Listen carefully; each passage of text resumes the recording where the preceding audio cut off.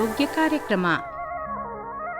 ಇಂದು ಅಧಿಕ ರಕ್ತದೊತ್ತಡ ಹಾಗೂ ಅದರ ನಿರ್ವಹಣೆ ಈ ಬಗ್ಗೆ ಮಡಿಕೇರಿಯ ಕೊಡಗು ವೈದ್ಯಕೀಯ ವಿಜ್ಞಾನಗಳ ಸಂಸ್ಥೆಯ ಡೀನ್ ಮತ್ತು ನಿರ್ದೇಶಕರಾದ ಡಾಕ್ಟರ್ ಎ.ಜೆ. ಲೋಕೇಶ್ ಅವರೊಂದಿಗೆ ಸಂದರ್ಶನ.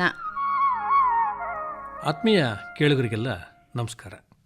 ನಮ್ಮ ಇವತ್ತಿನ ಕಾರ್ಯಕ್ರಮದಲ್ಲಿ ನಾವು ಅಧಿಕ ರಕ್ತದ ಒತ್ತಡ ಅಥವಾ ಹೈಪರ್ ಟೆನ್ಷನ್ ಅಂದ್ರೇನು, ಇದರ ಚಿಕಿತ್ಸೆ ಹೇಗೆ ಅನ್ನೋದ್ರ ಬಗ್ಗೆ ಮಾಹಿತಿಯನ್ನು ಪಡ್ಕೊಳ್ಳೋಣ.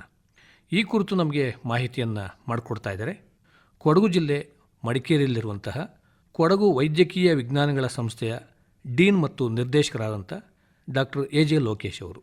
ನಮಸ್ಕಾರ ಡಾಕ್ಟರ್ ಲೋಕೇಶ್ ಅವರೇ. ನಮಸ್ಕಾರ ಸರ್. ಇವತ್ತು ನಾವು ಈ ಜೀವನ ಶೈಲಿ ಕಾಯಿಲೆಗಳ ಬಗ್ಗೆ ಹೆಚ್ಚು ಕೇಳ್ತಾ ಇದ್ದೀವಿ. ನೀವು ಕೂಡ ಇದಕ್ಕೆ ಹೆಚ್ಚಿನ ಒಂದು ಒತ್ತನ್ನು ಕೊಡ್ತಾ ಇದ್ದೀರಾ. ಮುಖ್ಯವಾಗಿ ಅದರಲ್ಲಿ ಈ ಅಧಿಕ ರಕ್ತದ ಒತ್ತಡ ಅಥವಾ ಹೈಪರ್ ಟೆನ್ಷನ್ ಅಂತ ನಾವು ಕರಿತೀವಿ, ಇದು ಬಹಳ ಮುಖ್ಯವಾದಂಥ ಒಂದು ಜೀವನ ಶೈಲಿ ಕಾಯಿಲೆ ಅಂತ ಹೇಳ್ಬೋದು. ಮೊದಲಿಗೆ ನಮ್ಮ ಕೇಳುಗರಿಗೆ ಈ ರಕ್ತದ ಒತ್ತಡ ಅಂದ್ರೇನು ಮತ್ತು ಅಧಿಕ ರಕ್ತದ ಒತ್ತಡ ಅಂದ್ರೇನು, ಇವುಗಳ ನಡುವಿನ ವ್ಯತ್ಯಾಸ ಏನು ಅಂತ ಸ್ವಲ್ಪ ಹೇಳ್ತೀರಾ?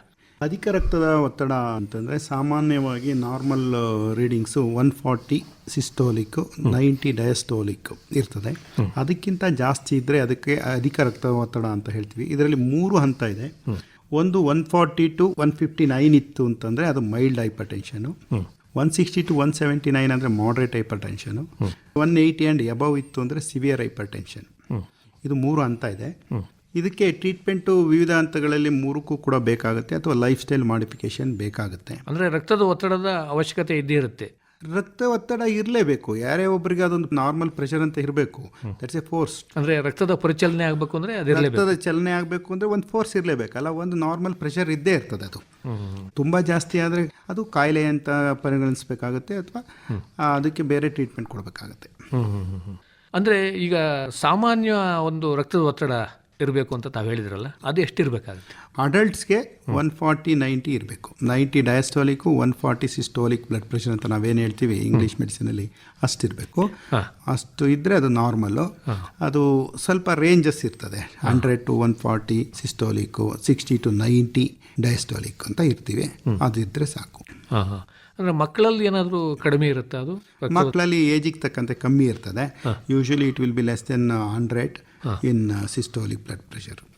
ವಯಸ್ಸಾದವ್ರು ಅಂತಂದರೆ 30 ವರ್ಷ, ಅರೌಂಡ್ 30 years ಆ್ಯಂಡ್ ಎಬವ್ ಇದ್ದವ್ರಿಗೆಲ್ಲ 140-90 ಇಸ್ ದಿ ನಾರ್ಮಲ್ ರೀಡಿಂಗ್ಸ್. ಈಗ ಡಾಕ್ಟರ್ ಲೋಕೇಶ್ ಅವರೇ, ನಮಗೆ ಅಧಿಕ ರಕ್ತದ ಒತ್ತಡ ಇದೆ ಅಂತ ಅಂದಾಗ ಯಾವ ರೀತಿ ಲಕ್ಷಣಗಳು ನಮಗೆ ಗೋಚರಿಸ್ತವೆ? ಅಂದರೆ ನಮಗೆ ಯಾವ ರೀತಿ ಒಂದು ಅನಿಸಿಕೆ ಉಂಟಾಗುತ್ತೆ ಅಂತೀರಿ? ಹೈಪರ್ ಟೆನ್ಷನ್ ಅನ್ನೋ ಕಾಯಿಲೆ ಒಂದು ಸೈಲೆಂಟ್ ಕಿಲ್ಲರ್. ಇದು ಯಾವುದೇ ಒಂದು ಸ್ಪೆಸಿಫಿಕ್ ಆಗಿ ಇದೇ ಸೂಚನೆ ಅಂತ ಕೊಡೋದಿಲ್ಲ. ಅದು ಈ ಸೂಚನೆ ಇದ್ದರೆ ಇದು ಹೈಪರ್ ಟೆನ್ಷನ್ ಅಂತ ಹೇಳಿಕ್ಕೆ ಬರೋದಿಲ್ಲ. ತಲೆ ಸುತ್ತದ್ ಬರ್ಬೋದು, ಸುಸ್ತಾಗ್ಬೋದು, ಅಥವಾ ನಡೆದಾಡಿ ದಮ್ಮು ಬರ್ಬೋದು, ಅಥವಾ ತಲೆ ಭಾರ ಅನಿಸ್ಬೋದು. ಈ ಥರ ವೇಗ್ ಸಿಂಪ್ಟಮ್ಸ್ ಅಂತ ಬರ್ತವೆ. ಅದಕ್ಕೆ ಈಗಾಗಲೇ ಹೇಳಿರುವಂತೆ ಮತ್ತೆ ನಾನು ಏನು ನಿಮ್ಮ ಕೇಳೋದ್ರಲ್ಲಿ ನಾನು ವಿನಂತಿಸ್ಕೊಳ್ತೀನಿ ಅಂತಂದರೆ 6 ತಿಂಗಳಿಗೆ ಒಂದ್ಸಲಿ ನಿಮಗೆ ಕಾಯಿಲೆ ಇರಲಿ, ಕಾಯಿಲೆ ಇಲ್ದಲೇ ಇರಲಿ, ದಯವಿಟ್ಟು ನೀವು ಆಸ್ಪತ್ರೆಗೆ ಬಂದು, ಯಾವುದೇ ಆಸ್ಪತ್ರೆ ಇರ್ಬೋದು, ಪ್ರೈವೇಟ್ ಇರ್ಬೋದು, ಗೌರ್ಮೆಂಟ್ ಇರ್ಬೋದು, ಅಥವಾ ನಿಮಗೆ ಗೊತ್ತಿರೋ ಡಾಕ್ಟರ್ ಇರ್ಬೋದು, ಬಂದು ನಿಯಮಿತವಾಗಿ ಚೆಕ್ ಮಾಡಿಸ್ಕೊಂಡು ಅದನ್ನು ಪ್ರಿವೆಂಟ್ ಮಾಡಲಿಕ್ಕೆ, ಕಾಂಪ್ಲಿಕೇಶನ್ ಆಗ್ದಂಗೆ ಅಥವಾ ನಿಮಗೆ ಅದರ ಎಫೆಕ್ಟು, ಅದರ ಸ್ಟ್ರೋಕ್ ಆಗ್ದಂಗೆ, ಕಿಡ್ನಿ ಡ್ಯಾಮೇಜ್ ಆಗ್ದಂಗೆ ತಡಿಬೋದು. ಸುಮಾರು 30-40 ವರ್ಷ ಬದುಕೋಬೋದು. ಅಂದರೆ ನಿದ್ರಾಹೀನತೆಯೂ ಉಂಟಾಗುತ್ತೆ ಇದರಿಂದ? ಆಗ್ಬೋದು. ಅಂದರೆ ಮುಖ್ಯವಾಗಿ ಈ ಅಧಿಕ ರಕ್ತದ ಒತ್ತಡಕ್ಕೆ ಕಾರಣಗಳೇನು ಅಂತೀರಿ? ಈ ಹೈಪರ್ ಟೆನ್ಷನ್ ಕಾಯಿಲೆ ನೀವು ಆಗಲೇ ಹೇಳಿದಂತೆ ಇದು ಜೀವನ ಶೈಲಿಯ ಕಾಯಿಲೆ. ಜೀವನ ಶೈಲಿ ಬದಲಾಗ್ತಿದ್ದಂತೆ ಇದು ಜಾಸ್ತಿ ಪ್ರಮಾಣದಲ್ಲಿ ಕಾಣಿಸ್ಕೊತಾ ಇದೆ. ಸುಮಾರು 30% ಮಂದಿ ಜನಸಾಮಾನ್ಯರಲ್ಲಿ ಇದು ಕಾಣಿಸ್ಕೊತಾ ಇದೆ ನಮ್ಮ ದೇಶದಲ್ಲಿ, ಜೀವನ ಶೈಲಿಯ ಬದಲಾವಣೆಯಿಂದ.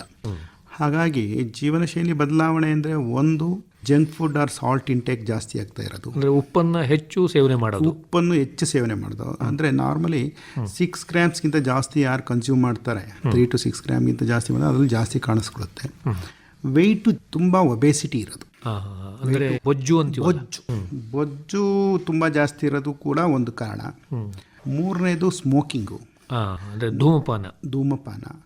4ನೇದು ಆಲ್ಕೋಹಾಲ್ ಇಂಟೇಕ್, ಮದ್ಯಪಾನ.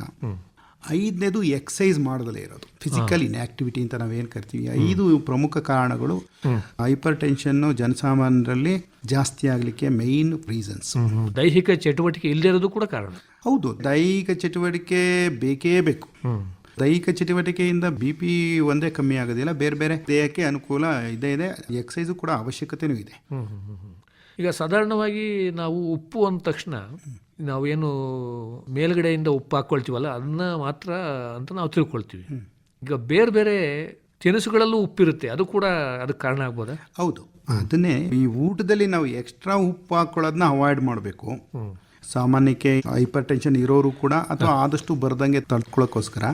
ಆಮೇಲೆ ನಾವು ಏನು ಈಗ ಪ್ರಿಸರ್ವೇಟಿವ್ಸ್ ಅಂತ ಈಗ ರೆಡಿಮೇಡ್ ಫುಡ್ಡಲ್ಲಿ ಸ್ವಲ್ಪ ಸಾಲ್ಟ್ ಜಾಸ್ತಿ ಇರುತ್ತಲ್ಲ, ಮತ್ತೆ ಬೇಕರಿ ಪದಾರ್ಥ ಬಿಸ್ಕಿಟ್ ಇರ್ಬೋದು, ಸಾಲ್ಟಿ ಬಿಸ್ಕಿಟ್ ಇರ್ಬೋದು, ನಾನ್ ವೆಜ್ ಐಟಮ್ ಅಲ್ಲಿ ಜಾಸ್ತಿ ಉಪ್ಪು ಮತ್ತೆ ಖಾರ ಎಲ್ಲ ಹಾಕಿರ್ತಾರೆ, ಅದು ಕೂಡ ಸೇರ್ಕೊಳ್ಳುತ್ತೆ. ಹಾಗಾಗಿನೇ ಇದು ಜೀವನ ಶೈಲಿಯ ಕಾಯಿಲೆ ಅಂತ ಹೇಳ್ಬೋದು.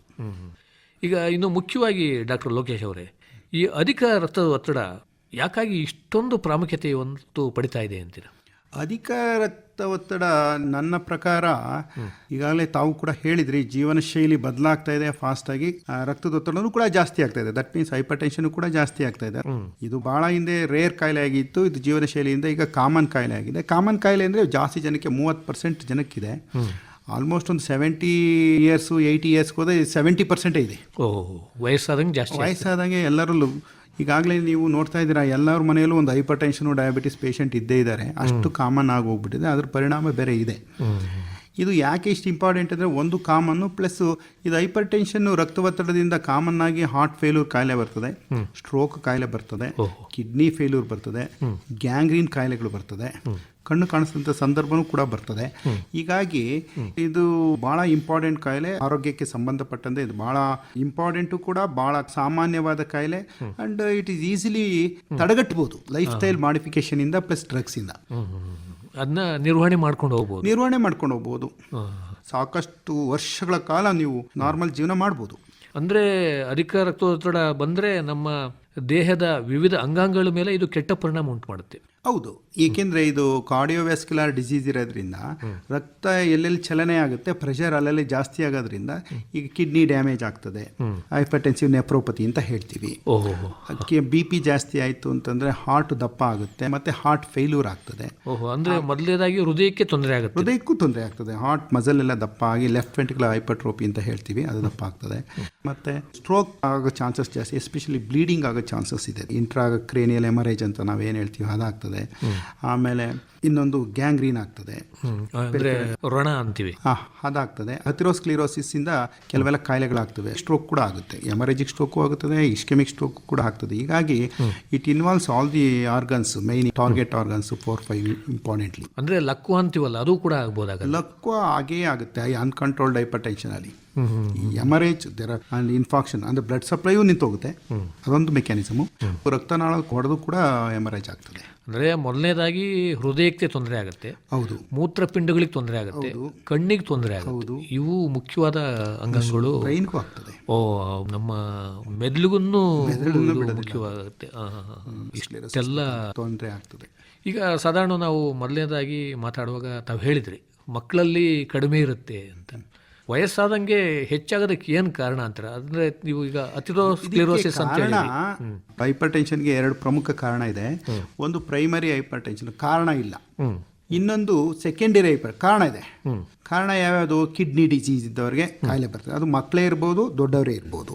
ಫಿಯೋಕ್ರೋಮೋಸೈಟಮ್ ಅಂತ ಅಡ್ರಿನಲ್ ಗ್ಲ್ಯಾಂಡ್ ಅಂತ ಇದೆ, ಅದಿದ್ರೂ ಕೂಡ ಬರ್ತದೆ. ಆಮೇಲೆ ಓರಲ್ ಕಾಂಟ್ರಾಸೆಪ್ಟಿವ್ ಪಿಲ್ಸ್ ತಗೊಳ್ಳೋದು, ಕೆಲವು ಡ್ರಗ್ಸು, ಅದು ಕೂಡ ಬರ್ತದೆ. ಅಂದರೆ ಗರ್ಭ ನಿರೋಧಕ ಮಾತ್ರೆಗಳು, ಆ ಥರ ಕೆಲವು ಮಾತ್ರೆಗಳಿಂದ ಬರ್ತದೆ. ಈಗ ಹಲವಾರು ಕಾರಣ ಇದೆ. ಮಕ್ಕಳಲ್ಲೂ ಕೋಆಕ್ಟೇಷನ್ ಆಫ್ ಅಯೋರ್ಟಾ ಅಂತ ಇದೆ. ಈಗೆಲ್ಲ ಸ್ವಲ್ಪ ಕಂಜೆಂಟಲ್ ಅನಾಮಲಿಂದನೂ ಬರ್ತದೆ. ಅಂದರೆ ಅದಕ್ಕೆ ಸೆಕೆಂಡರಿ ಹೈಪರ್ ಟೆನ್ಷನ್ ಅಂತೀವಿ. ಇದಕ್ಕೆ ಕಾರಣ ಇಲ್ಲದಕ್ಕೆ ಪ್ರೈಮರಿ ಹೈಪರ್ ಟೆನ್ಷನ್ ಅಂತೀವಿ. ಯಾಕೆ ಪ್ರೈಮರಿ ಹೈಪರ್ ಟೆನ್ಷನ್ ಮತ್ತು ಸೆಕೆಂಡರಿ ಹೈಪರ್ ಟೆನ್ಷನ್ ಗೊತ್ತು ಮಾಡಬೇಕು ಅಂತಂದರೆ, ಪ್ರೈಮರಿ ಹೈಪರ್ ಟೆನ್ಷನಲ್ಲಿ ತಂದೆ ತಾಯಿಗಳಿಂದ ಬರ್ಬೋದು. ತಂದೆ ತಾಯಿಗಳಿಗಿದ್ರೆ ಇವ್ರಿಗೆ ಬರೋ ಚಾನ್ಸಸ್ ಜಾಸ್ತಿ ಇರುತ್ತೆ. ಸೆಕೆಂಡರಿ ಹೈಪರ್ ಟೆನ್ಷನ್ ಅಲ್ಲಿ ಯಂಗ್ ಏಜ್ ಅಲ್ಲೇ ಬಂದ್ಬಿಡುತ್ತೆ, ಮಕ್ಕಳಲ್ಲೇ ಕಂಡುಬಿಡುತ್ತೆ. ಬಿಕಾಸ್ ಕಂಜೆನಿಟಲ್ ಅನಾಮಲಿ ಇರ್ತದೆ, ಆ ಥರ ಎಲ್ಲ ಇರ್ತದೆ. ಇನ್ನೊಂದು ಏನಾಗ್ತದೆ, ಯೂಶಲಿ IBP ಇರುತ್ತೆ, ಕಾರಣ ಇರುತ್ತಲ್ಲ, there is a reason, there is a aetiology, ಅದು ಕಾರಣ ಇರೋದ್ರಿಂದ ತುಂಬ ಜಾಸ್ತಿ ಇರುತ್ತೆ. ಅದು ಕಾರಣನ ಸರಿಪಡಿಸ್ತಲೇ ಇದ್ರೆ ಡಿಫಿಕಲ್ಟ್ ಟು ಕಂಟ್ರೋಲ್, ಅಂದರೆ 3ರಿಂದ ಗೊತ್ತಿಡ್ಬೋದು. ಅಂದರೆ ತುಂಬ ಹೈ ಬ್ಲಡ್ ಪ್ರೆಷರ್ ಇರ್ತದೆ, very difficult to control with drugs. ಹಾಗಾಗಿ ಈಸಿಯಾಗಿ ನಾವು 1-2 ಮಾತ್ರೆ ಕೊಟ್ಟಾಗ ಕಂಟ್ರೋಲ್ ಬರಲಿಲ್ಲ ಅಂತಂದರೆ ಡೆಫಿನೆಟ್ಲಿ ತುಂಬ IBP ಇದ್ದವ್ರನ್ನ ನಾವು ಯಂಗೇಜಲ್ಲಿ ಸಸ್ಪೆಕ್ಟ್ ಮಾಡಲೇಬೇಕು. ಅಂದರೆ ಈಗ ರಕ್ತನಾಳಗಳು ಸಾಮಾನ್ಯವಾಗಿ ಎಲ್ಲರಿಗೂ ಒಂದೇ ರೀತಿ ಇರ್ತವೆ ಹುಟ್ಟಿದಾಗ, ಆದರೆ ಈ ರಕ್ತದ ಒತ್ತಡ ಆ ರಕ್ತನಾಳ ಮೇಲೆ ಉಂಟಾಗೋದಕ್ಕೆ ಏನು ಕಾರಣ ಇರ್ಬೋದು ಅಂತೀರಿ? ಅಥೆರೋಸ್ಕ್ಲಿರೋಸಿಸ್ ಉಂಟಾದಾಗ ಏನಾಗುತ್ತೆ, 2 ಹೈಪೋಥಿಸಿಸ್ ಇದೆ. ಇಂಜುರಿ, ಡ್ಯಾಮೇಜ್ ಆಗ್ಬೋದು blood vessel. Second one fat deposition ಆಗ್ಬೋದು, ಕೊಬ್ಬು ಕೂತ್ಕೊಳ್ಳೋದು ಯಾಕೆ, ಫಿಸಿಕಲ್ ಇನ್ಆಕ್ಟಿವಿಟಿ, ಜಾಸ್ತಿ ಕೊಬ್ಬಿನ ಪದಾರ್ಥ ಸೇವನೆ ಮಾಡೋದು. ಆಮೇಲೆ ಎನಿಥಿಂಗ್ ಎಕ್ಸಸ್ ಈಸ್ ಫ್ಯಾಟ್, ನೀವು ಪ್ರೋಟೀನೇ ತಿನ್ನಿ, ಕಾರ್ಬೋಹೈಡ್ರೇಟ್ ತಿನ್ನಿ, ಎಲ್ಲದು ಫ್ಯಾಟಾಗಿ ಕನ್ವರ್ಟ್ ಆಗಿಬಿಡುತ್ತೆ. ಆಮೇಲೆ ಈ ಆಲ್ಕೋಹಾಲು, ಆಮೇಲೆ ಏನಾದರೂ ಡಯಾಬಿಟಿಸು ಆ ಥರ ಎಲ್ಲ ಇತ್ತು ಅಂದರೆ ಬೇಗ ಅಥೆರೋಸ್ಕ್ಲಿರೋಸಿಸ್ ಆಗುತ್ತೆ, BP ಬಂದೇ ಬರ್ತದೆ. ಮತ್ತು ಕೆಲವು ಸಂದರ್ಭದಲ್ಲಿ ಈ ರಕ್ತದ ಒತ್ತಡ ತಾತ್ಕಾಲಿಕವಾಗಿ ಹೆಚ್ಚಾಗುತ್ತೆ ಅಂತ ಕೇಳಿದ್ದೀವಿ. ತಾತ್ಕಾಲಿಕವಾಗಿ ಹೆಚ್ಚಾಗೋದು ಕೆಲವು ಸಲ ಏನಾಗ್ತದೆ, ಈಗ ಪ್ರೆಗ್ನೆಂಟ್ ಲೇಡೀಸಲ್ಲಿ ಗೆಸ್ಟೇಷನಲ್ ಹೈಪರ್ ಟೆನ್ಷನ್ ಅಂತ ಬರ್ತದೆ ಸೆಕೆಂಡ್ ಟ್ರೈಮಿಸ್ಟರಲ್ಲಿ, ಅಂದರೆ ಗರ್ಭಿಣಿ ಸ್ತ್ರೀಯರಲ್ಲಿ. ಪ್ರೀ ಎಕ್ಲಾಂಪ್ಸಿಯಾ ಅಂತ ಬರ್ತದೆ, ಅದು ಎಕ್ಲಾಂಪ್ಸಿಯಾ ಆಗ್ಬೋದು, ಅದು ಉಳ್ಕೋಬೋದು. ಅದು ತಾತ್ಕಾಲಿಕ ಆಗ್ಬೋದು, ಕಂಟಿನ್ಯೂಯಸ್ ಆಗ್ಬೋದು. ಕೆಲವು ತಾತ್ಕಾಲಿಕ ಅಂತಂದರೆ ಈಗ ಡ್ರಗ್ಸ್ ತೊಗೊತಾ ಇರ್ತಾರೆ, ಡ್ರಗ್ಸ್ ಬಿಟ್ಮೇಲೆ ಕಮ್ಮಿ ಆಗ್ಬೋದು. ಕೆಲವು ಈ ಫಿಯೋಕ್ರೋಮೋಸೈಟೋಮಾ ಮತ್ತು ಕಾರ್ಸಿನಾಯ್ಡ್ ಸಿಂಡ್ರೋಮ್ ಅಂತ ಇದೆ, ಅದು ಕೂಡ ಕೆಲವು ಸತಿ ಕಾಣಿಸ್ಕೊಳ್ಳುತ್ತೆ, ಕೆಲವು ಸತಿ ಕಾಣಿಸ್ಕೊಳ್ಳಲ್ಲ. ಅದನ್ನು ಅವ್ರು ತಾತ್ಕಾಲಿಕ ಅಂತ ಹೇಳ್ತಾರೆ. ಯೂಶಲಿ ಒಂದ್ಸಲಿ ಪ್ರೈಮರಿ ಹೈಪರ್ ಟೆನ್ಷನ್ ಬಂದಾಗ ಅದು ಕಂಟಿನ್ಯೂ ಆಗ್ತಾ ಇರುತ್ತೆ, ಅದು ತಾತ್ಕಾಲಿಕ ಅಂತ ಇರೋದಿಲ್ಲ, ಪ್ರೈಮರಿ ಮುಂದುವರಿಯುತ್ತೆ. ಇದು ಕೆಲವೊಂದು ಸಿಚುಯೇಷನ್ ಅಲ್ಲಿ ಮಾತ್ರ ಟೆಂಪರರಿ, ಅಥವಾ ಕೆಲವು ಸತಿ ಪಿಕಪ್ ಮಾಡ್ದಲೇ ಇರ್ಬೋದು ಡಾಕ್ಟರ್ಸು, ಅದನ್ನು ಟೆಂಪರರಿ ಅಂತ ಹೇಳ್ತಾರೆ ಅಷ್ಟೇ. ಕೆಲವು ಸಲ ಇನ್ನೊಂದು ಏನಾಗ್ತದೆ, ನಮ್ಮ ಡಾಕ್ಟರ್ಸು BP ಚೆಕ್ ಮಾಡ್ತಾರೆ, ನಾರ್ಮಲ್ ಅಂತಾರೆ, ಬಿಕಾಸ್ ಈಸ್ ಆನ್ ಡ್ರಗ್ಸ್ ತಗೊಂಡಾಗ ನಾರ್ಮಲ್ ಆಗ್ತದೆ ಅಷ್ಟೇ. ಈಗ ಗರ್ಭಿಣಿ ಸ್ತ್ರೀಯರಲ್ಲಿ ಕೆಲವು ಸಂದರ್ಭದಲ್ಲಿ ಕಾಣಿಸ್ಕೋಬಹುದು ಅಂತ ತಾವು ಹೇಳಿದ್ರಿ. ಮಗುವಿನ ಮೇಲೂ ಅದು ಕೆಟ್ಟ ಪರಿಣಾಮ ಬೀರುತ್ತೆ. ಮಗುವಿನಲ್ಲೂ ಕೆಟ್ಟ ಪರಿಣಾಮ ಬೀರ್ತದೆ. ಅದು ಪ್ರೀ ಎಕ್ಲಾಂಪ್ಸಿಯಾ ಹೋಗಿ ಎಕ್ಲಾಂಪ್ಸಿಯಾ ಆಗಿ ಸೀಜರ್ ಆಗಿ ಈ ಥರ ಎಲ್ಲ ಆಗ್ತದೆ. ಅದು ಉಳ್ಕೋಬೋದು, ಉಳ್ಕಲ್ದಲ್ಲೇ ಇರ್ಬೋದು. ಇನ್ನು ಮುಖ್ಯವಾಗಿ ಈ ಅಧಿಕ ರಕ್ತದ ಒತ್ತಡವನ್ನು ನಾವು ಹೇಗೆ ಪತ್ತೆ ಹಚ್ಬೋದು ಅಂತೀರ? ಅಧಿಕ ರಕ್ತದ ಒತ್ತಡ ತಮಗೆಲ್ಲ ತಿಳಿದಿರುವಂತೆ ಈಗ BP ಚೆಕ್ ಮಾಡಿಸ್ಕೋಬೇಕು. ಒಂದು ಮಾತು ಈ ಹಂತದಲ್ಲಿ ನಾನು ಏನು ಹೇಳ್ತೀನಿ ಅಂದರೆ, ಮೊದಲು ಕಾಯಿಲೆ ಬಂದಾಗ ಎಲ್ಲ ರೋಗಿಗಳು ಅಥವಾ ಜನಸಾಮಾನ್ಯರು ಆಸ್ಪತ್ರೆಗೆ ಬರ್ತಾ ಇದ್ರು. ಈಗ ನಿಯಮಿತವಾಗಿ ಕಾಮನ್ ಕಾಯಿಲೆಗಳು ಏನಿದೆ, ಶುಗರ್ ಇರ್ಬೋದು, BP ಇರ್ಬೋದು, ಕ್ಯಾನ್ಸರ್ ಇರ್ಬೋದು, ಅಥವಾ ಈ ಇನ್ಫೆಕ್ಷಿಯಸ್ ಡಿಸೀಸ್, ಸಾಂಕ್ರಾಮಿಕ ರೋಗ ಅಂತ ಇರ್ತೀವಲ್ಲ, ಅಥವಾ ವ್ಯಾಕ್ಸಿನ್ಸು ಅಂತ ಕೆಲ ಆಸ್ಪತ್ರೆಗೆ ನಿಯಮಿತವಾಗಿ, ಅಂದರೆ 6 ತಿಂಗಳಿಗೆ ಒಂದ್ಸಲನಾದರೂ ಆಸ್ಪತ್ರೆಗೆ ಬಂದರೆ ಈ ಕಾಯಿಲೆನ ಗೊತ್ತು ಮಾಡ್ಕೋಬೋದು, BP ಚೆಕ್ ಮಾಡಿಸ್ಕೋಬೋದು. ಯಾವುದೇ ಕಾಯಿಲೆಗೆ ಬಂದರೂ ಕೂಡ BP ಒಂದ್ಸಲ ಚೆಕ್ ಮಾಡಿಸ್ಕೊಂಡ್ರೆ ನಿಮ್ಗೆ ಕಾಯಿಲೆ ಇದೆ ಅಂತ ಗೊತ್ತಾಗುತ್ತೆ. ಅವಾಗ ಯಾವ ಮಟ್ಟದಲ್ಲಿದೆ, ಯಾವ ಹಂತದಲ್ಲಿದೆ, ಅದಕ್ಕೆ ತಕ್ಕಂತೆ ವೈದ್ಯರು ಲೈಫ್ ಸ್ಟೈಲ್ ಮಾಡಿಫಿಕೇಶನ್ ಇರ್ಬೋದು ಅಥವಾ ಡ್ರಗ್ಸ್ ಇರ್ಬೋದು, ಅವರು ಅದ್ರ ಬಗ್ಗೆ ಹೇಳ್ತಾರೆ. ಅಂದರೆ ಈಗ ಒಂದು ಸರಿ ಅವರಿಗೆ ಒಂದು ಪರೀಕ್ಷೆಗೆ ಬಂದಾಗ ಎಷ್ಟು ಸರಿ ಅದನ್ನ ಪರೀಕ್ಷೆ ಮಾಡಿ ಅದನ್ನ ಖಚಿತ ಮಾಡ್ಕೋಬೇಕಾಗುತ್ತೆ? ಸುಮಾರು 3 ಸಲ ಮಾಡಬೇಕಾಗತ್ತೆ. ಒಂದು 5 ಮಿನಿಟ್ಸ್ ಗ್ಯಾಪು ಅಥವಾ 2 ಮಿನಿಟ್ಸ್ ಗ್ಯಾಪ್ ಅಂತ ಈ ಥರ ಹೇಳ್ತಾರೆ. ರೆಸ್ಟ್ ತೊಗೊಂಡು ಸ್ವಲ್ಪ ಹೊತ್ತು ಕೂತಾದ್ಮೇಲೆ ಅಂತ ಹೇಳ್ತೀವಿ. 3 ವಿಸಿಟ್ಸ್ ಅಂತ ಕೆಲವರು ಹೇಳ್ತಾರೆ, ಅಥವಾ 3 ಟೈಮ್ಸ್ ಆ ದಿನದಲ್ಲೇ ಮಾಡ್ಬೋದು. 3 ಟೈಮ್ಸ್ ಮಾಡಿ ಪರ್ಸಿಸ್ಟೆಂಟ್ ಜಾಸ್ತಿ ಇತ್ತಂದರೆ, ಮೈಲ್ಡ್ ಇದ್ರೆ ಲೈಫ್ ಸ್ಟೈಲ್ ಮಾಡಿಫಿಕೇಶನು, ಮಾಡ್ರೇಟ್ ಇದ್ರೆ ಸ್ವಲ್ಪ ಡ್ರಗ್ಸು ಆ ಥರ ಕೊಡ್ತೀವಿ ಅಷ್ಟು. ಯಾವ ಹಂತದಲ್ಲಿ ಇದೆ ಅನ್ನೋದನ್ನ ನೋಡಿಕೊಂಡು, ಬೇರೆ ಬೇರೆ ಡ್ರಗ್ಸ್ ಇದೆ ಅದರಲ್ಲಿ ನೋಡ್ಕೊಂಡು ಕೊಡ್ತೀವಿ. ಆಮೇಲೆ ಡ್ರಗ್ಸು ಕೂಡ ಅವ್ರಿಗೆ ಬೇರೆ ಏನಾರು ಕಾಯಿಲೆ ಇದೆ ಅದ್ರ ಮೇಲೂ ಕೂಡ ಸ್ವಲ್ಪ ವ್ಯತ್ಯಾಸ ಆಗ್ತದೆ. ಯಾವ ಮಾತ್ರ ಯಾರಿಗೆ ಕೊಡಬೇಕು ಅಂತ ಇದೆ ಅದೇ ಥರನೇ ಕೊಡಬೇಕು. ಈಗ ಮೊದಲು ಒಂಥರ ಮಾಪಕಗಳಿದ್ವು, ಈಗ ಒಂಥರ ಎಲ್ಲ ಡಿಜಿಟಲ್ ಮಾಪಕಗಳು ಬಂದಿವೆ. ಎರಡೂ ಕೂಡ ಸರಿಯಾಗಿ ಈಗ ಎರಡು ಕೂಡ equally comparable in terms of quality. ಎರಡು ಮರ್ಕ್ಯುರಿ ಮಾನೋಮೀಟರ್ ಅಂತ, ಸ್ಪಿಗ್ಮಾ ಮಾನೋಮೀಟರ್ ಅಂತ ಏನು ಹೇಳ್ತೀವಿ, ಅದನ್ನು ಕೂಡ ಉಪಯೋಗಿಸ್ತಾ ಇದೀವಿ. ಡಿಜಿಟಲ್ ಮೆಜರ್ಮೆಂಟ್ ಆಫ್ ಎಕ್ವಿಪ್ಮೆಂಟ್ ಕೂಡ ನಾವು ಉಪಯೋಗಿಸ್ತೀವಿ. ಯೂಶಲಿ ಸ್ಪಿಗ್ಮಾ ಮ್ಯಾನೋಮೀಟರ್ ಉಪಯೋಗಿಸ್ತಾ ಇದ್ವಿ, ಈಗೆಲ್ಲ ಡಿಜಿಟಲ್ ಬರ್ತಾ ಇದೆ. ಆದರೂ ಕೂಡ 2-3 ಟೈಮ್ಸ್ ಚೆಕ್ ಮಾಡಿದಾಗ ನಮಗೆ ಈಕ್ವಲಿ ಸೇಮ್ ರೀಡಿಂಗ್ ಬರ್ತದೆ, ಅದರಲ್ಲಿ ಏನು ಅಂತ ವ್ಯತ್ಯಾಸ ಇಲ್ಲ. ಮತ್ತೆ ಕೆಲವರಿಗೆ ಈ ರಕ್ತದ ಒತ್ತಡ ಕಡಿಮೆ ಇರುತ್ತೆ, ಲೋ BP ಅಂತೀವಿ, ಇದಕ್ಕೇನು ಕಾರಣ ಇರ್ಬೋದು ಅಂತ? ಲೋ BP ನನ್ನ ಪ್ರಕಾರ ಅದು ಒಂದು ಮಿಸ್ಕನ್ಸೆಪ್ಷನ್ನು. ಲೋ BP ಅಂತ ಇಲ್ಲ, ಕೆಲವರು 100 ಇದ್ದಿದ್ದಕ್ಕೆ ಲೋ BP ಅಂತಾರೆ. ಈಗ ನಿಮ್ಗೆ ಈಗಾಗಲೇ ನಾನು ಹೇಳಿದೆ ಸಿಸ್ಟೋಲಿಕ್ ಬಿ ಪಿ 100 ಇಂದ 140 ಇರಬೇಕು, ಡಯಾಸ್ಟೋಲಿಕ್ ಬಿ ಪಿ 60 ಇಂದ 90 ಇರಬೇಕು. 100 ಇದ್ರೆ ಲೋ ಬಿ ಪಿ ಬೇಡ. ಲೋ ಬಿ ಪಿ ಇದ್ರೆ ತಲೆ ಸುತ್ತೋದು, ಪ್ರಜ್ಞೆ ತಪ್ಪೋದು ಅದು ಆಗಲೇಬೇಕು. ಅದಕ್ಕೊಂದು ಕಾರಣವೂ ಕೂಡ ಇರ್ತದೆ, ಹಾರ್ಟ್ ಫೇಲ್ಯೂರು ಆ ಥರ ಏನಾದರೂ ಒಂದು. ಆ ಥರ ಇರ್ಲಿಕ್ಕೆ ಸಾಧ್ಯನೇ ಇಲ್ಲ. ಅದು ಜನಸಾಮಾನ್ಯರಲ್ಲಿ ಅದೊಂದು ನಂಬಿಕೆ ಅಷ್ಟೇ, ಅಥವಾ ಯಾರೋ ಮಿಸ್ಗೈಡ್ ಆಗಿರುತ್ತೆ. ಅದು ಹೈಪರ್ ಟೆನ್ಷನ್. ಅದು ಹೈಪರ್ ಟೆನ್ಷನ್ ಅಲ್ಲಿಗೆ ಸಾಧ್ಯನೇ ಇಲ್ಲ. ಹೈಪರ್ ಟೆನ್ಷನ್ ಅಂದರೆ ಲೆಸ್ ದೆನ್ 70 ಇರಬೇಕು ಅಥವಾ ಲೆಸ್ ದೆನ್ 90 ಇರಬೇಕು. 90 ಅಂತೂ ಪಕ್ಕ. ಅಂದರೆ ಕಡಿಮೆ ಬಿ ಪಿ ಇರೋದು ಕೂಡ ಆರೋಗ್ಯದ ಮೇಲೆ ಕೆಟ್ಟ ಪರಿಣಾಮ ಉಂಟು ಮಾಡುತ್ತೆ. ಕರೆಕ್ಟಾಗೇ ಇರಬೇಕು ಅದು. ಈ ಅಧಿಕ ರಕ್ತದೊತ್ತಡ ಉಂಟಾಗದಂತೆ ಹೇಗೆ ತಡೆಗಟ್ಟಬಹುದು ಅಂತೀವಿ ನಾವು? ಅಧಿಕ ರಕ್ತ ಒತ್ತಡ ಉಂಟಾಗದಂತೆ ಹೇಗೆ ಅಂದರೆ ಜೀವನ ಶೈಲಿಯನ್ನು ಚೇಂಜ್ ಮಾಡ್ಕೋಬೇಕು. ತಮಗೆ ಈಗಾಗಲೇ ಹೇಳಿದಂತೆ ಸಾಲ್ಟ್, ಉಪ್ಪು, ಎಕ್ಸಸೈಸು, ವ್ಯಾಯಾಮ ಮಾಡೋದು, ವೆಯ್ಟ್ ರಿಡಕ್ಷನ್, ತೂಕದ ನಿರ್ವಹಣೆ, ಆಮೇಲೆ ಆಲ್ಕೋಹಾಲು, ಸ್ಮೋಕಿಂಗ್ನ ಕಂಪ್ಲೀಟ್ ಬಿಟ್ಬಿಡ್ಬೇಕು. ಉಪ್ಪನ್ನು ಲೆಸ್ ದೆನ್ 6 grams ತಗೋಬೇಕು ಪರ್ ಡೇ. ಆಮೇಲೆ ಕೊಲೆಸ್ಟ್ರಾಲು, ಡಿಸ್ಲಿಪಿಡೆಮಿಯಾ ಅಂತ ನಾವೇನು ಕರಿತೀವಿ ಅದೆಲ್ಲ ಕಂಟ್ರೋಲ್ ಮಾಡ್ಕೋಬೇಕು. ಆಮೇಲೆ alcohol less than 90 ml per week ಅಂತ ಹೇಳ್ತಾರೆ. ಅದು ಮಾಡ್ರೇಟ್ ಕ್ವಾಂಟಿಟಿ. ಆಲ್ಕೋಹಾಲ್ ತಗೊಳ್ದಲ್ಲೇ ಇರೋದೇ ಒಳ್ಳೆಯದು. ಆಮೇಲೆ ಕೊಲೆಸ್ಟ್ರಾಲು ಅದೆಲ್ಲ ಕಮ್ಮಿ ಆಗಬೇಕು. ಹೈಟು ಮತ್ತು ವೆಯ್ಟು, ಅದು ಬಾಡಿ ಮಾಸ್ ಇಂಡೆಕ್ಸು ಆಪ್ಟಿಮಲ್ಲು ಆಗಲೇಬೇಕು. ಆಪ್ಟಿಮಲ್ ಆಯಿತು ಅಂದರೆ ದಟ್ ಮೀನ್ಸ್ ನೀವು ಎಕ್ಸಸೈಸ್ ಮಾಡ್ತೀರಾ, ತೂಕ ಕಮ್ಮಿ ಆಗಬೇಕು. ಎಕ್ಸಸೈಸ್ ಮಾಡಿ ತೂಕ ಕಮ್ಮಿ ಆಗದಲ್ಲೇ ಇದ್ರೆ ಎಕ್ಸಸೈಸ್ ಕಮ್ಮಿ ಅಂತ ಆಯಿತು, ಅಥವಾ ಓವರ್ ಈಟಿಂಗ್ ಅಂತ ಆಯಿತು, ಮಿಸ್ ಮ್ಯಾಚ್ ಆಫ್ ಎನರ್ಜಿ ಅಂತ ಆಗುತ್ತೆ. ಇಷ್ಟು 6 ಇಂಟರ್ವೆನ್ಷನ್ ಆಯಿತು ಅಂದರೆ ನಿಮಗೆ 5 to 30 millimeters ಆಫ್ ಮರ್ಕ್ಯುರಿ ಕಮ್ಮಿ ಆಗ್ತದೆ. ದಟ್ ಮೀನ್ಸ್ ನಿಮ್ಗೆ 160 ಇತ್ತು ಅಂದರೆ 30 ಕಮ್ಮಿ ಆಯಿತು, 130 ಆಯಿತು. ಇದ್ರ ಬಗ್ಗೆ ಜಾಸ್ತಿ ಗಮನ ಕೊಟ್ಟರೆ ಇದನ್ನು ಆರಾಮ್ಸೆ ತಡೆಗಟ್ಬೋದು ಅಥವಾ ಪೋಸ್ಟ್ಪೋನ್ ಮಾಡ್ಬೋದು, ಮುಂದಕ್ಕೆ ಹಾಕ್ಬೋದು. ನಿಯಮಿತವಾಗಿ ಚೆಕ್ ಮಾಡಿಸ್ಕೊಂಡು ಮುಂದಕ್ಕೆ ಹಾಕೊಂತ ಹೋಗ್ಬೋದು. ಡ್ರಗ್ಸ್ ಬೇಕಾಗಲ್ಲ. ಲೈಫ್ ಸ್ಟೈಲ್ ಮಾಡಿಫಿಕೇಶನ್ ಮಾಡಿಕೊಂಡ್ರೆ ಕೆಲವೊಂದು ಮಂದಿಯಲ್ಲಿ ಡ್ರಗ್ಸ್ ಬೇಕಾಗಲ್ಲ. ಅದಂತೂ ಸತ್ಯವಾದ ಮಾತು. ಈಗ ನಾವು ಈ ಎಲ್ಲ ಕ್ರಮಗಳನ್ನು ಅನುಸರಿಸಿದ್ರು ಕೂಡ ನಮಗೆ ಅದು ನಿಯಂತ್ರಣಕ್ಕೆ ಬರಲಿಲ್ಲ ಅಂದಾಗ ಏನು ಚಿಕಿತ್ಸೆ ಕೊಡಲಾಗತ್ತೆ ಅಂತೀರಿ? ಡಾಕ್ಟರ್ ಸಲಹೆಯಂತೆ ಈ 6 ಜೀವನ ಶೈಲಿಯನ್ನು ಅಳವಡಿಸ್ಕೊಂಡು ಬರಲಿಲ್ಲ ಅಂತಂದರೆ ಫಸ್ಟ್ ನಾವೇನು ಮಾಡ್ತೀವಿ, ಆ ರೋಗಿಯ ಹಿಸ್ಟ್ರಿ ತೊಗೊಳ್ತೀವಿ. ರೋಗಿಗೆ ಬ್ಲಡ್ ಟೆಸ್ಟು ಎಲ್ಲ ಮಾಡಬೇಕಾಗತ್ತೆ, ECG, ಎಕೋ, ಕಿಡ್ನಿ ಟೆಸ್ಟು ಅಂಥವೆಲ್ಲ ಮಾಡಿ ಬೇರೆ ಏನಾದ್ರು ಕಾಯಿಲೆ ಇದೆಯಾ, ಇವ್ರಿಗೆ ಯಾವ ಥರದ ಮಾತ್ರೆ ಕೊಡಬೇಕು, ಎಷ್ಟು ಮಾತ್ರೆ ಕೊಡಬೇಕು ಅನ್ನೋದ್ರ ಬಗ್ಗೆ ಡಿಸೈಡ್ ಮಾಡಿಬಿಟ್ಟು ನಾವು ಅವ್ರಿಗೆ optimal dosage of anti hypertensive drugs, amlodipine ಅಂತ ಇದೆ, ACE ಇನ್ಹಿಬಿಟರ್ ಅಂತ ಇದೆ, ARBಸು, ಬಿಟಾ ಬ್ಲಾಕರು, ಡಯೂರೆಟಿಕ್ಸು, ಈ ಥರ ಬೇರೆ ಬೇರೆ ವೆರೈಟೀಸ್ ಆಫ್ ಡ್ರಗ್ಸ್ ಇದೆ. ಅದು ಯಾವ ಪೇಷಂಟ್ಗೆ ಏನು ಕೊಡಬೇಕು ಅದ್ರ ಮೇಲೆ ಡಿಸಿಷನ್ ತಗೋತೀವಿ. ಈಗ ಬೀಟಾ ಬ್ಲಾಕರ್ನ ಹಾರ್ಟ್ ತೊಂದರೆ ಇದ್ದರೆ ಕೊಡ್ತೀವಿ, ಅಥವಾ ಹಾರ್ಟ್ ಫೇಲ್ಯೂರ್ ಇತ್ತು ಅಂತಂದರೆ ಡಯೂರೆಟಿಕ್ಸ್ ಕೊಡ್ತೀವಿ. ಹಾಗೆ ಶುಗರ್ ಇದ್ದರೆ ARBಸು ಅಥವಾ ACE ಇನ್ಹಿಬಿಟರ್ ಅಂತ ಕೊಡ್ತೀವಿ. ಈ ಥರ ದಮ್ ಇದ್ದರೆ ಆಮ್ಲೋಡೆಪಿನ್ ಅಂತ ಕೊಡ್ತೀವಿ. ಮತ್ತು ಈ ರಕ್ತ ತೆಳುಪಾಗೋದಕ್ಕೂ ಏನಾದರೂ ಔಷಧಿ ಕೊಡ್ತೀರಾ? ರಕ್ತ ತೆಳುಪಾಗಲಿಕ್ಕೆ ನಾವು ಹೈಪರ್ ಟೆನ್ಷನಲ್ಲಿ ಸಾಮಾನ್ಯಕ್ಕೆ ಕೊಡೋದಿಲ್ಲ. ಯೂಶಲಿ ನಾವು ರಕ್ತ ತೆಳುಪಾಗಲಿಕ್ಕೆ ಕೊಡೋದು ಹಾರ್ಟ್ ಅಟ್ಯಾಕ್ ಆದಾಗ ಕೊಡ್ತೀವಿ, ಎಕೋಸ್ಪ್ರಿನ್ ಅಂತ ಕೊಡ್ತೀವಿ. ಇಲ್ಲಿ BP ಜಾಸ್ತಿ ಇದ್ದಾಗ ಅದನ್ನು ಕೊಟ್ಟರೆ ಏನಾಗ್ತದೆ, ಪ್ರೆಷರ್ ಜಾಸ್ತಿ ಇದ್ದಾಗ ಸ್ವಲ್ಪ ದುಷ್ಪರಿಣಾಮ ಆಗ್ತದೆ. ಅಂದರೆ ಹೆಚ್ಚು ತೆಳ್ಳಗಾಗಿ ಬ್ಲೀಡಿಂಗ್ ಆಗೋದು, ಇಂಟ್ರಾಕ್ರೇನಿಯಲ್ ಬ್ಲೀಡಿಂಗು ಅದೆಲ್ಲ ಆಗೋ ಚಾನ್ಸಸ್ ಇರುತ್ತೆ. ಅದಕ್ಕೋಸ್ಕರ ಕೊಡೋದಿಲ್ಲ.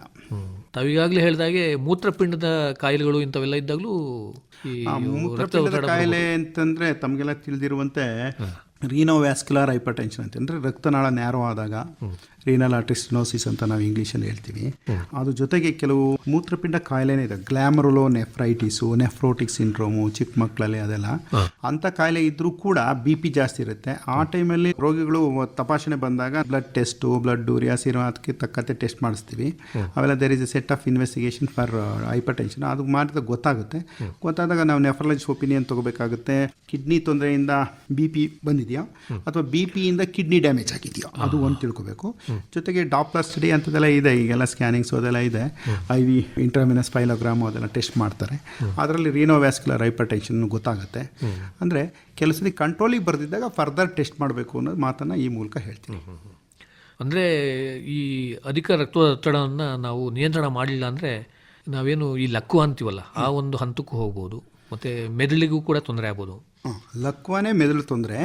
ಲಕ್ವ 2 ಥರನೂ ಆಗ್ತದೆ. ರಕ್ತನಾಳ ಒಡೆಯೋದು, ಎರಡನೇದು ಇನ್ಫಾಕ್ಷನ್, ಬ್ಲಾಕೇಜು ಕೂಡ ಆಗ್ತದೆ. ಅದರಿಂದ ಯಾವುದೇ ಕಾರಣಕ್ಕೂ ಆ ಹಂತಕ್ಕೆ ಯಾರು ಹೋಗೋದು ಬೇಡ. BP ನಿಯಮಿತವಾಗಿ ಚೆಕ್ ಮಾಡಿಸ್ಕೊಂಡು ಔಷಧಿ ತಗೊಂಡು ಸುರಕ್ಷಿತವಾಗಿ ಇರಬೇಕು ಅಂತ ನನ್ನ ಮನವಿ.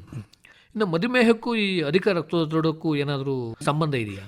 ಸಂಬಂಧ ಯಾವ ಥರ ಇದೆ ಅಂತಂದರೆ ಈ ಡಯಾಬಿಟಿಸಲ್ಲಿ ಪ್ರಿಮೇಚ್ಯೂರ್ ಅಥೆರೋಸ್ಕ್ಲಿರೋಸಿಸ್ ಆಗ್ತದೆ. ಈ ಡಯಾಬಿಟಿಸ್ ಬರುತ್ತೆ 5 to 10 years ಲೇಟರ್ ಹೈಪರ್ ಟೆನ್ಸಿವ್ ಆಗೇ ಬಿಡ್ತಾರೆ. ಅವರು ಕೂಡ ಈ ಡಯಾಬಿಟಿಸನ್ನು ನಿಯಮಿತವಾಗಿ ಕಂಟ್ರೋಲ್ ಮಾಡಿಕೊಂಡು ಎಕ್ಸಸೈಸ್ ಮಾಡಿಕೊಂಡು ಡಯಾಬಿಟಾಲಜಿಸ್ಟ್ ಅಥವಾ ಫಿಸಿಷಿಯನ್ ಅಥವಾ ತೋರಿಸ್ಕೊಂಡು ಕಂಟ್ರೋಲ್ ಮಾಡಿಕೊಂಡ್ರೆ ಈ ಹೈಪರ್ ಟೆನ್ಷನ್ ಸ್ವಲ್ಪ ಪೋಸ್ಟ್ಪೋನ್ ಆಗುತ್ತೆ.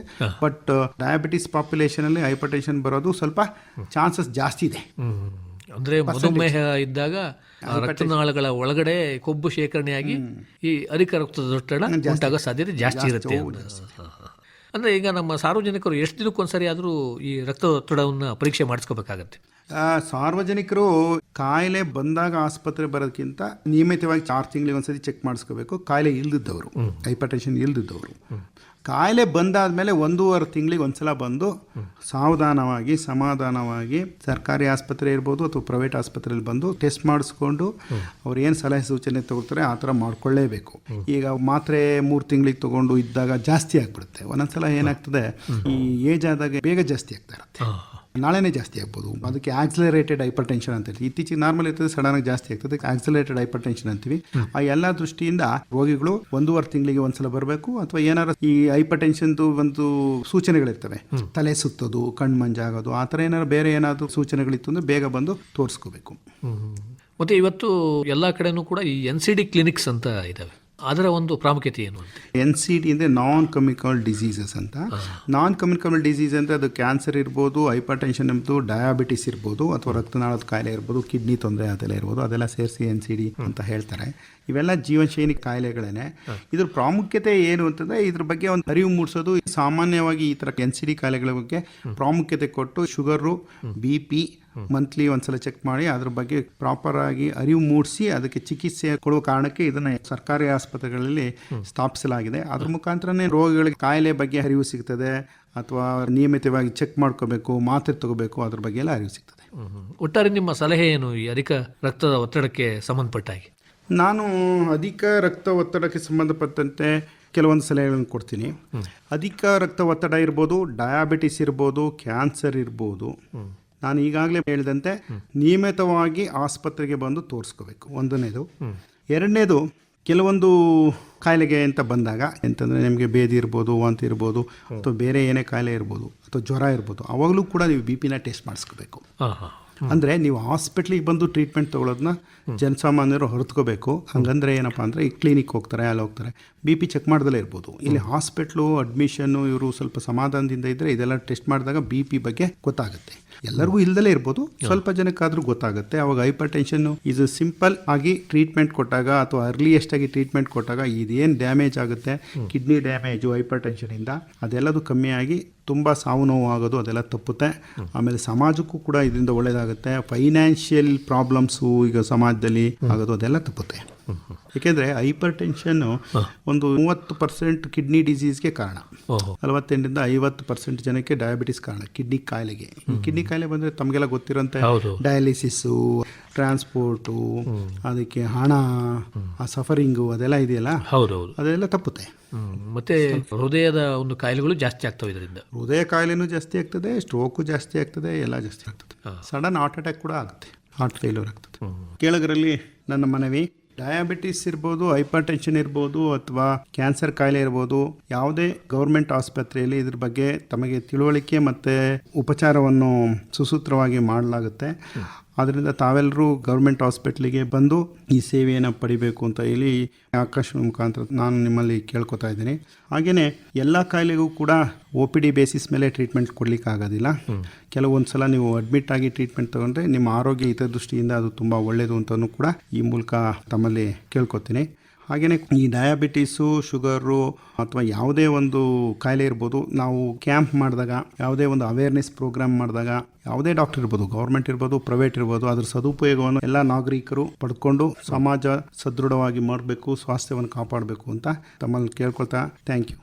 ಒಳ್ಳೆಯದು ಡಾಕ್ಟರ್ ಲೋಕೇಶ್ ಅವರೇ, ತಾವಿದುವರೆಗೂ ಈ ಅಧಿಕ ರಕ್ತದ ಒತ್ತಡ ಅಂದ್ರೇನು, ಮತ್ತು ಇದಕ್ಕೆ ನಮ್ಮ ಜನ ಯಾವ ರೀತಿ ಒಂದು ಮುಂಜಾಗ್ರತೆಯನ್ನು ವಹಿಸಬೇಕಾಗತ್ತೆ, ಬಂದ ಮೇಲೆ ಯಾವ ರೀತಿ ಒಂದು ಚಿಕಿತ್ಸೆಗೆ ಒಳಗಾಗಬೇಕಾಗತ್ತೆ, ಉಪಚಾರವನ್ನು ಪಡ್ಕೋಬೇಕಾಗತ್ತೆ ಅನ್ನೋದ್ರ ಬಗ್ಗೆ ಸಾಕಷ್ಟು ವಿವರವಾಗಿ ಮಾಹಿತಿ ಮಾಡಿಕೊಟ್ಟಿದ್ದಾರೆ. ನಿಮಗೆ ತುಂಬ ಧನ್ಯವಾದಗಳು. ನಮಸ್ಕಾರ. ನಮಸ್ಕಾರ. ಇದುವರೆಗೆ ಅಧಿಕ ರಕ್ತದೊತ್ತಡ ಹಾಗೂ ಅದರ ನಿರ್ವಹಣೆ ಈ ಬಗ್ಗೆ ಮಡಿಕೇರಿಯ ಕೊಡಗು ವೈದ್ಯಕೀಯ ವಿಜ್ಞಾನಗಳ ಸಂಸ್ಥೆಯ ಡೀನ್ ಮತ್ತು ನಿರ್ದೇಶಕರಾದ ಡಾಕ್ಟರ್ ಎಜೆ ಲೋಕೇಶ್ ಅವರೊಂದಿಗಿನ ಸಂದರ್ಶನವನ್ನು ಕೇಳಿದಿರಿ.